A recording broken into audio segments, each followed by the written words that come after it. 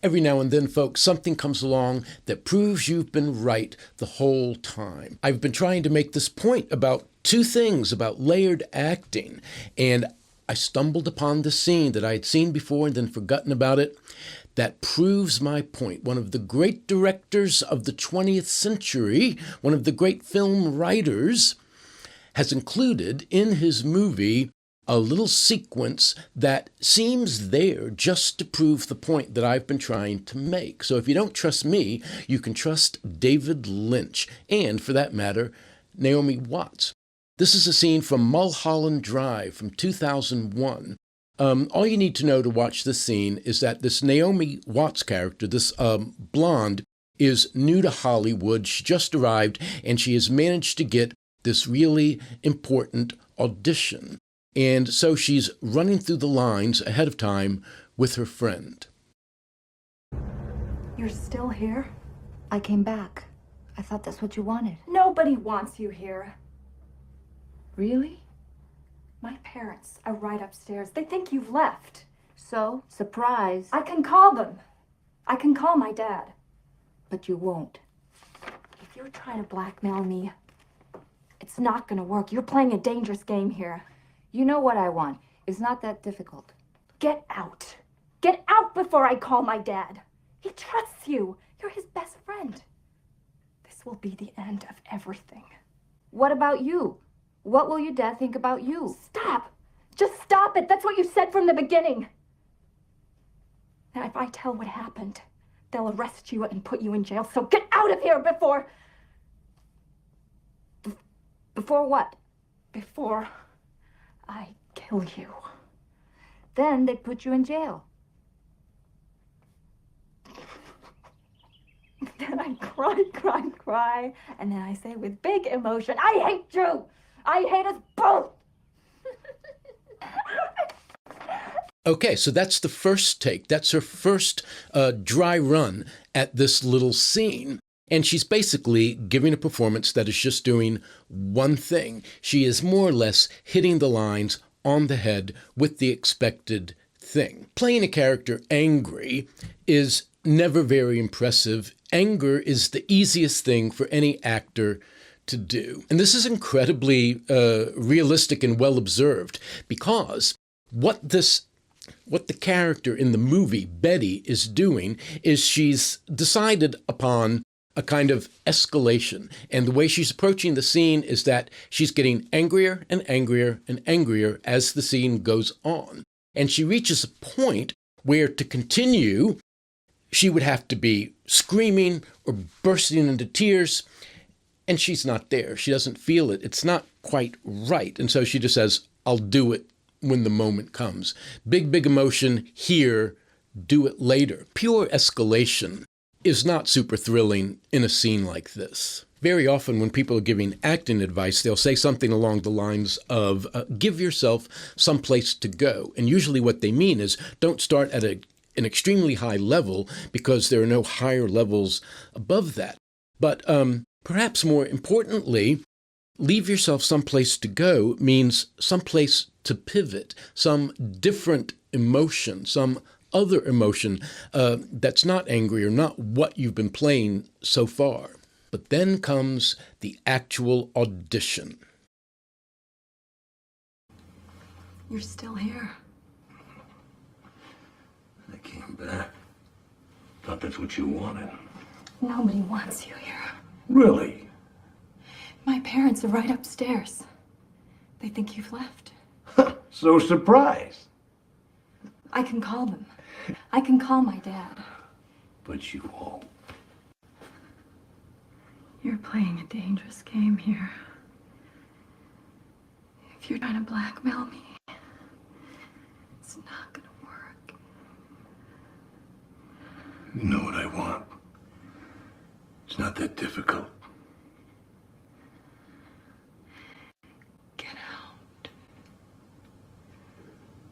Get out before I call my dad. He trusts you. You're his best friend. So get out of here. Before...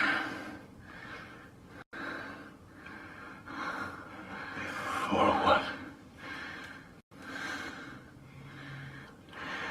before I kill you. Well, then they'd put you in jail. I hate you. I hate us both. So, do I even need to spell it out? This actor, Betty is her name, goes from her run-through with her friend doing just one thing to, in the real audition, now playing two things, and it makes all the difference. Now, I have said in some of my earlier videos that there are lots of ways to do two things at the same time. There is simultaneous, there is consecutive, and then there's this way, which is a total contrast with the seeming plain sense of the line. Get out. What's interesting is a character who is torn because, as they say, drama is conflict, torn between two different options. And, the farther apart the two options are, the more interesting it is. If the choice is between, raspberry ripple and strawberry vanilla, not very far apart, not very interesting. But when it's between hatred and on the other side, strong sexual attraction, maybe even love, who knows? These things are so far apart that it makes it fascinating to watch. And so the way that she bristles when he touches, the way that she pushes him away, it sets up, and she's in charge of this, it sets up this expectation that she wants to get him away from her. So when she turns the tables and is coming on to him so strongly, it's a great contrast and a nice surprise. Now, please, so that we're all on the same page, I am not saying go in and play the direct opposite of what the scene seems to want. That's not really going to work. Now, some of you might be saying, now hold on, this Naomi Watts character, this Betty, she isn't really giving a very layered performance. What she's playing is just full-on lust and pure animal attraction. That's okay if the lines are something completely different. And you will find that somewhere underneath all of the attraction is bubbling that hatred. And it might just be for this character that the two together or what make it such a powerful attraction. But it's a fair enough point. You might say, well, let's just take those lines from the scene, we'll transcribe them from the movie, and you point out to me where is all this powerful attraction. What line are you basing this on? Well, it might not be there in that scene, written into any line, but it has to be there somewhere, because that's the basic underlying premise of the scene, that these two at some point in the past were romantically involved. And I use that word loosely. They were involved in some way. And now she's trying to end it. He does not want to end it. So you can assume that somewhere in the past was an attraction. What these two characters are doing, because the guy is doing it too, he's matching her beat for beat, is they're giving the scene a very quiet but powerful dramatic tension. And that is something that writers and directors will respond to. It's not too hard to create some very loud yet powerful dramatic tension. That's not hard at all. Quiet yet powerful dramatic tension, well, that's the gold standard. So here she has basically three little ideas that are going on in here, but she says them all in kind of a rush, all with the same tone. Get out. Get out before I call my dad. He trusts you. You're his best friend. This will be the end of everything. Those are three different thoughts. And basically you want to give them... Now, you can overdo this kind of thing, folks. Don't overdo it. But you can give each one of those a slightly different feeling. It's hard when lines are asking you to repeat the same thought. So, if you can think of a way so that you're not repeating the same thought. that there is a different thought behind the two things. Her approach in the audition isn't pure lust. She has these other moments of discomfort, like the way she's kind of trying to squirm out of his arms here. So at the end here, she's no longer doing that thing of playing one thing and letting the lines be the second thing. Here at the end, when she says, "I hate you, I hate us both," she is now fully playing both emotions at the same time. The attraction is there and the hatred is there, and that's why she's crying. Naomi Watts is famous for having spent a pretty long time in the salt mines of auditioning before she got her big breakthrough part in Mulholland Drive. So I think it's safe to say that this is a person who knows the ins and outs of auditioning very well.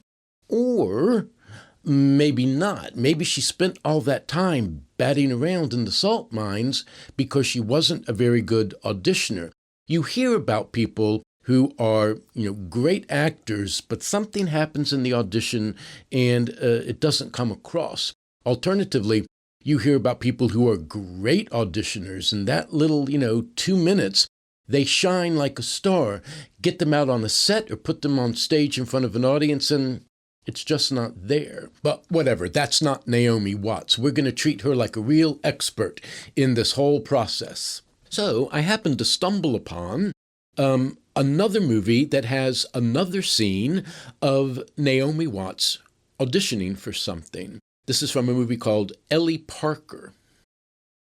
Everyone, this is Ellie Parker. Hi. This is Rick Saul, our producer, Leslie Town, the writer, and Smash, our director.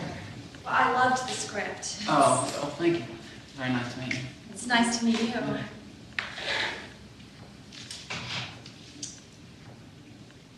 Shall we get this started? Yeah? Shall we try it? We are only now doing the monologue, not the first and second scene. Oh, okay. So, you just lost your mom and you're cursing God. Do you have any questions? No, I'm okay. Do you have any answers? Just really take this time to put yourself in this place. The air is humid. These black bugs on the tree. Locusts are chirping. You're maybe in front of the old plantation house. It's okay. You weren't there. You never were. Things were so different then. The bayou was open. So free. Let me just stop you for a second. You must remember, I'm shooting this on digital video, so it's very important that you think very raw. Just start again and think that your acting must be very raw, very. Got it. Okay.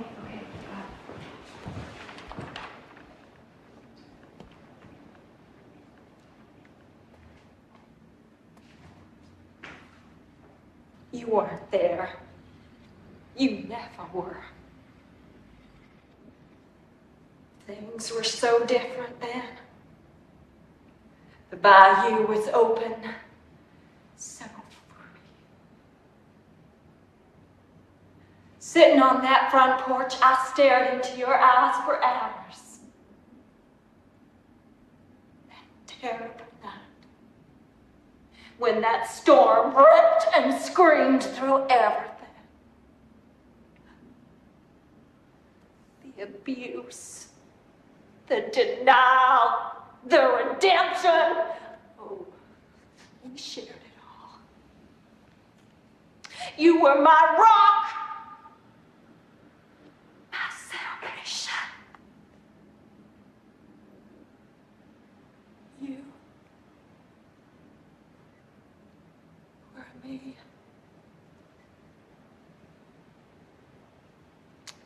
And now you're dead, you bitch! I don't know if it's possible to go on. I can't find the will to stand. Oh, God damn you to hell.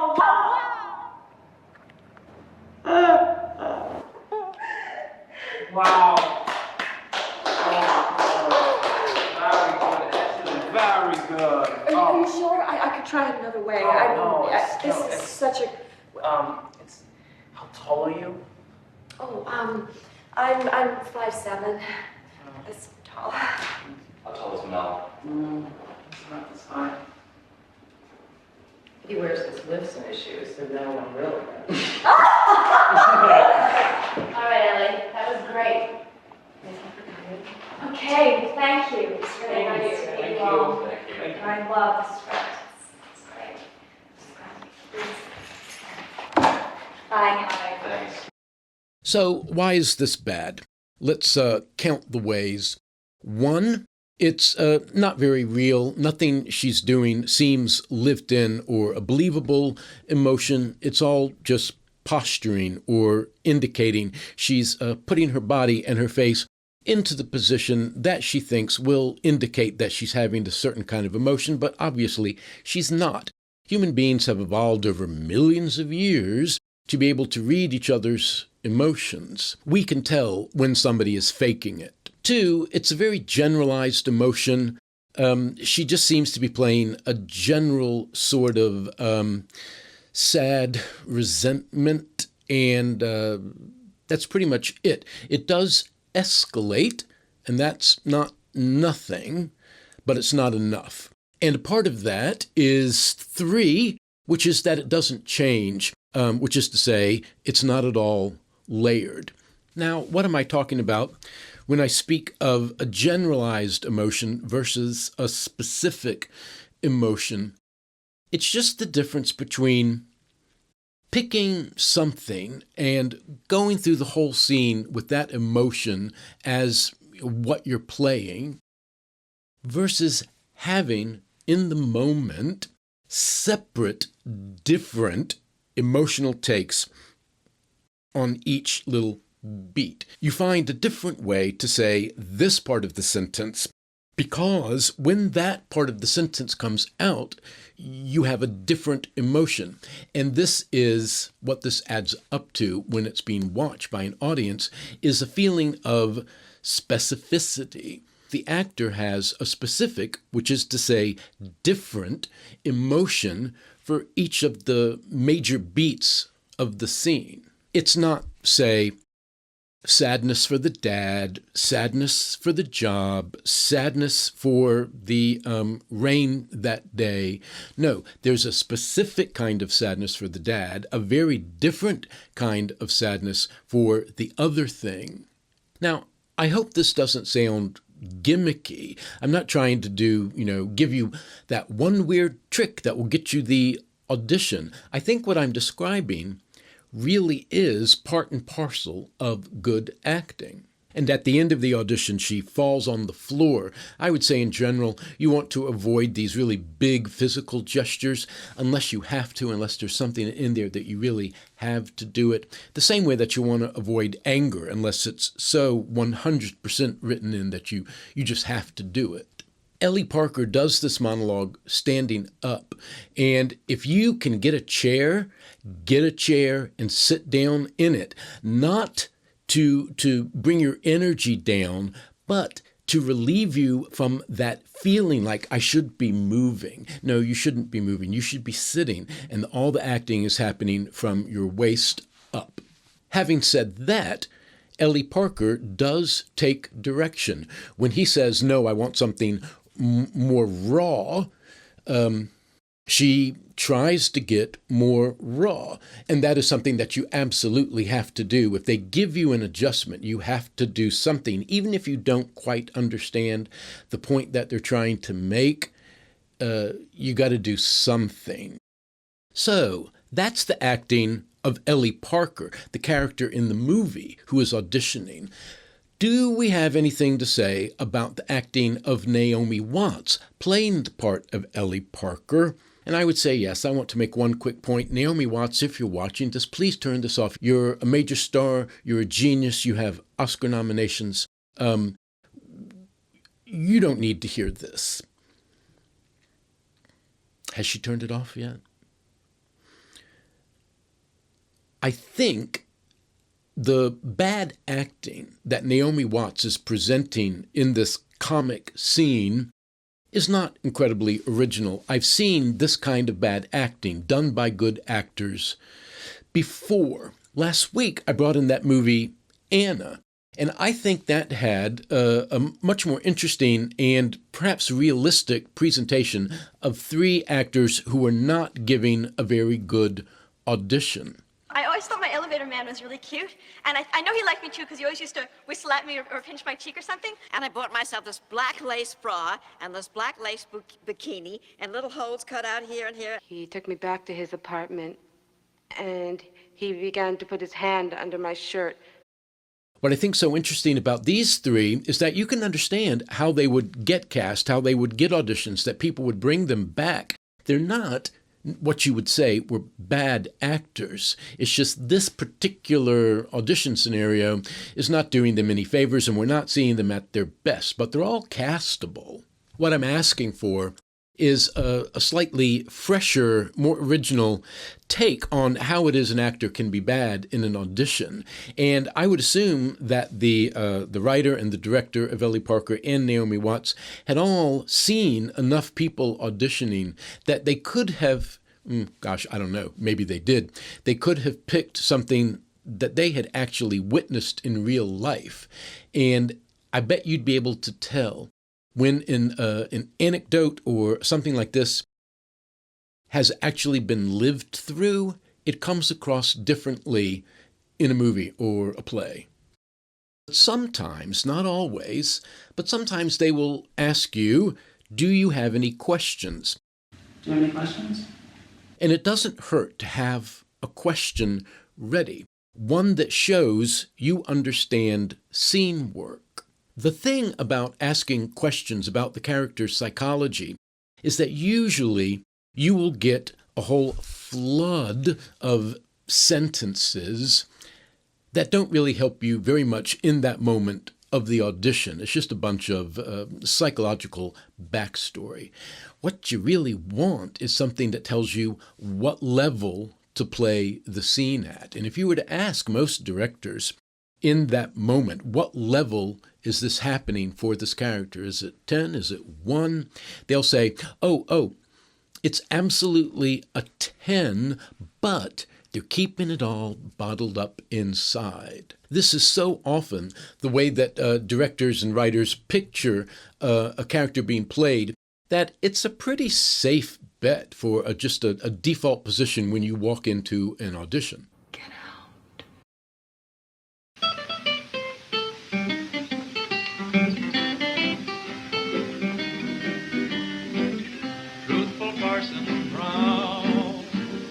Living in a southern town, for doing good and talking good, he was known around.